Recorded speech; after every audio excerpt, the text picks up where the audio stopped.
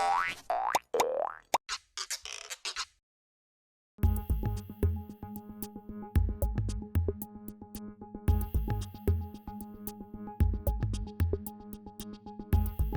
suis Faustine Régnier, je suis sociologue au laboratoire Alice à l'INRA et je travaille depuis de nombreuses années sur l'alimentation, l'obésité et, globalement parlant, sur les normes d'alimentation et de corpulence. Alors, nous vivons clairement dans des sociétés d'abondance, dans les sociétés européennes, mais cette abondance est inégalement distribuée. Les populations européennes, depuis les 30 Glorieuses, ont bénéficié des progrès de l'industrie agroalimentaire, des progrès dans la distribution des aliments. Et pour autant, cette abondance est inégalement distribuée et elle entraîne des différences de consommation qui ont des répercussions très claires en matière de santé.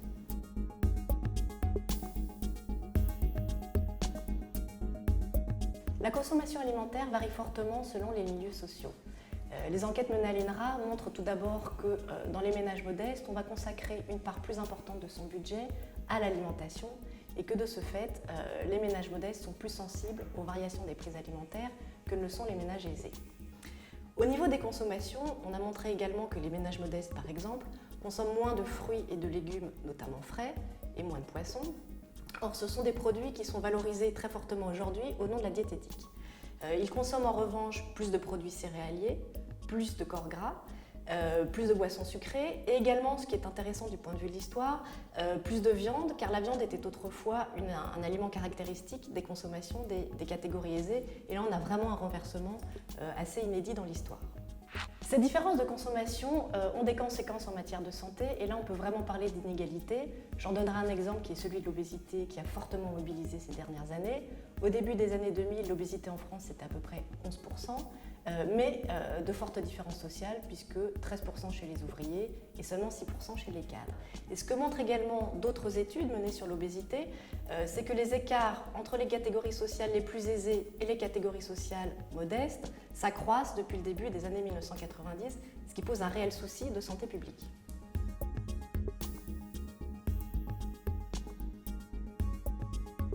Dans ce contexte-là, on a vu beaucoup de campagnes de santé publique se mettre en place pour prévenir ou prendre en charge l'obésité. Et l'enquête que nous avons menée à l'INRA a montré de très fortes différences dans la façon dont les individus vont recevoir les recommandations et vont les mettre en pratique. Autrement dit, on retrouve un très fort clivage social. Dans les catégories aisées, j'ai envie de dire tout va bien. Ils sont peu touchés par l'obésité et les recommandations, ils les reçoivent, ils les comprennent très bien et les mettent facilement en pratique. À l'autre bout de l'échelle sociale, du côté des catégories précaires, la priorité n'est pas de se conformer à des recommandations, c'est simplement d'avoir assez à manger au quotidien. Mais il me semble que l'enjeu, c'est pas entre catégories aisées et précaires, c'est catégories aisées et catégories modestes qui là représentent une grosse partie de la population, c'est 25 à 30% de la population française. Et là, on s'aperçoit très bien que les individus dans ces catégories populaires connaissent parfaitement les recommandations, c'est pas un problème de diffusion des messages, ils les connaissent, mais ils ont développé à leur endroit un discours de réaction critique. On leur demande de consommer ce qui ne correspond pas à leur goût et ce qui ne correspond pas non plus à leur style de vie. Il y a un quatrième groupe très intéressant à mes yeux qui relève des catégories intermédiaires qui elles aussi connaissent extrêmement bien les recommandations, c'est même le groupe social qui les connaît le mieux, qui s'efforce de les mettre en pratique, qui a très envie de les mettre en pratique, mais ça se fait au prix d'efforts importants et souvent de fortes tensions.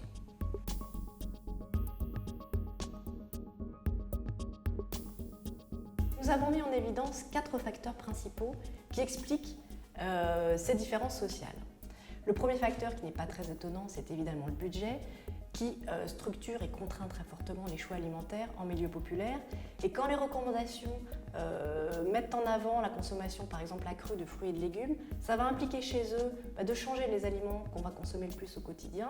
Ça va impliquer également un changement des lieux d'approvisionnement. Donc il y a un risque budgétaire extrêmement important. Alors, il y a le deuxième facteur, en tant que sociologue, est extrêmement important pour nous, puisqu'on ne peut pas tout réduire à une dimension économique et qu'il nous faut, pour nous, faire intervenir tout ce qui relève des représentations de l'alimentation. L'alimentation et la consommation, ça a clairement une dimension sociale. Si je repars sur l'opposition entre catégories aisées et catégories modestes, ce que l'on constate, c'est que, ou ce que l'enquête a montré, c'est que dans les catégories aisées, Quand on pense alimentation, on pense très rapidement santé, et puis chez les femmes, on va associer santé et ligne.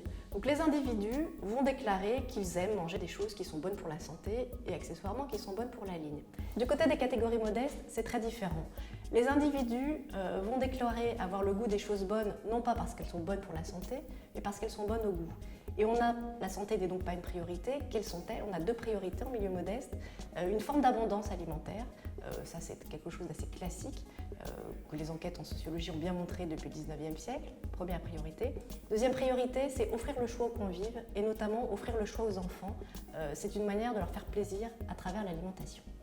Troisième facteur essentiel également, les représentations du corps. On voit bien que la minceur constitue aujourd'hui le critère de l'excellence corporelle, mais si on considère par exemple le corps des femmes, et c'est chez les femmes, c'est intéressant qu'on trouve la plus forte différence sociale en matière d'obésité. Du côté des catégories aisées, voilà, la minceur, c'est le critère de l'excellence corporelle. Les femmes ont une vision extrêmement contraignante de la corpulence à atteindre. Elles font attention à leur alimentation, elles se pèsent régulièrement, elles pratiquent régulièrement l'activité physique. Du côté des catégories modestes, c'est très clairement différent. Les femmes, évidemment, connaissent bien ces normes de la minceur, qui sont véhiculées par exemple dans les médias et notamment dans la télévision. Mais en même temps, elles se situent dans un groupe social, leur groupe d'appartenance, où en moyenne on est plus corpulent et où en moyenne l'obésité est plus développée.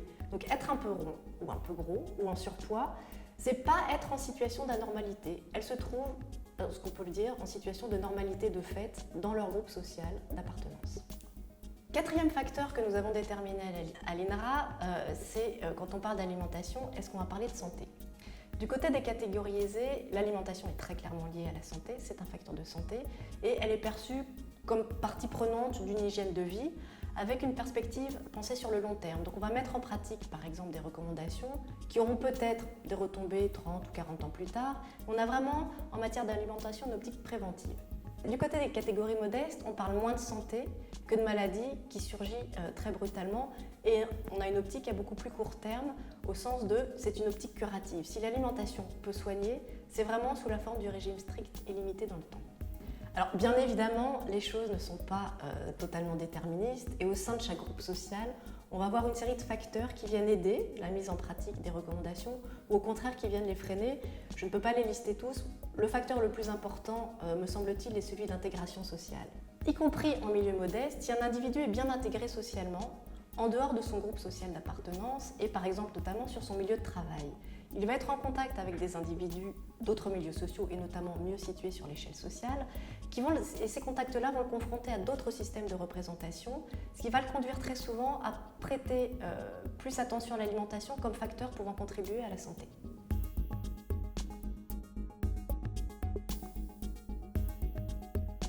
Un point très important à souligner avant de conclure sur les enjeux qui se posent actuellement dans la société française en matière d'alimentation, c'est que changer les comportements alimentaires, ça prend du temps. L'alimentation, c'est constitutif de l'identité d'un individu, constitutif de l'identité d'un groupe social, et on doit impérativement penser les changements sur le long terme. Ça prend du temps de changer ses pratiques alimentaires, ça prend du temps de changer sa représentation de l'alimentation. Aujourd'hui, plutôt que de mener un discours alarmiste tous azimuts, ou au contraire de cibler uniquement les populations précaires, l'enjeu est de parvenir à mener des campagnes destinées à l'ensemble des catégories modestes, mais des campagnes qui tiennent compte de leur goût, de leurs préférences et de leur représentation de l'alimentation et du corps. Et c'est dans ce cadre-là qu'on arrivera à faire passer des campagnes qui ne seront plus perçues comme étant imposées du haut vers le bas de la société.